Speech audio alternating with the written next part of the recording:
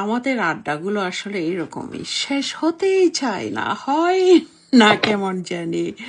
হঠাৎ করে অনেক সময় দেখা যায় যে এটা তো আসলে ক্যামেরার সামনে, আই মিন ফেসবুকে ভিডিওতে দিচ্ছি 2 মিনিট, বাট আমাদের এমনও যায় যে হঠাৎ করে আমাদের ঘুম ভেঙে গেছে, রাতের 12টা 1টা বাজে, লাইক হয়তো একটু টয়লেটে যাচ্ছি বা একটু পানির পিপাসা লেগেছে, বাট ওকে, সেই তখন থেকে রাতের এই মিডনাইট থেকেই আমাদের ফোনে আলাপ হয়, কথা হতেই থাকে। আমরা যে ঘুমাবো, অনেক মানুষ আছে যে ও কখন ঘুমাবো, কখন খাবো, কখন পড়বো, কখন যাব, কখন কি করব, এগুলো নিয়ে খুব অস্থির থাকে অকারণে, তাই না চাই। সো আমাদের আড্ডাটা আসলে ডিফারেন্ট, এবং আমার আশপাশে যারা আছে সবাই হচ্ছে ভালোবাসার মানুষ, সবার মন অনেক উদার, অনেক পজিটিভ। এবং আমি ওই মা তারিখে বলি, তুমি তো হিংসা করছো, করবে, অকারণেই করেছো। একটা সময় আমি ফেসবুকে ছিলাম না, ছবি দিনই তখনও করেছো, এটা তোমার স্বভাব, তুমি ওই পরিবেশে মানুষ হয়েছো।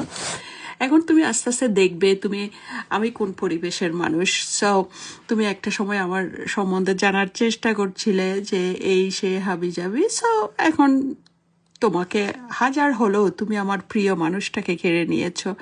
সো সাথে তো তুমি আমার প্রিয় হয়ে গেছো, যেহেতু আমার প্রিয় মানুষটা তোমার কাছে, আমার প্রিয় 3টা মানুষ তোমার কাছে, তুমি একে একে কত শক্তিশালী তুমি, যে আমার 3টা প্রিয় মানুষ তুমি কেড়ে নিয়েছো। সো তুমি আলটিমেটলি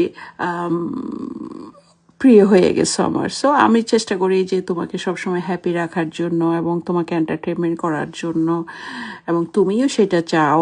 সো এখন দুনিয়াটা এমন হয়ে গেছে যে যেখানে আমরা তখন দেখতাম যে বড় যে সতীন, সেই সতীনের কথা শুনে চালটা পর্যন্ত মেপে রান্না করা হতো।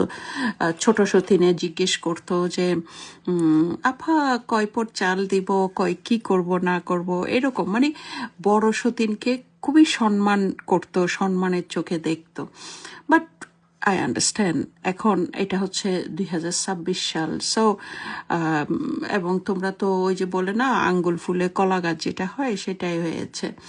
সো তুমি আমাদের আড্ডা, আমাদের বলতে আমার আড্ডা, আমার পরিবেশ, আমার পরিস্থিতি, আমার রং ঢং, আমার কথা বলা, আমার ধরন, এগুলো তো আসলে কিছুই দেখোনি। যখন আমি বাংলাদেশে ছিলাম, আমার বাড়িতে তুমি এসেছিলে, আমার ঘরে তুমি থেকেছো, আমার বেডরুমে তুমি ডলাডলি করেছো, যা কিছু আমি করেছি সব তুমি করেছো, এবং তুমি সম্পূর্ণরূপে আমার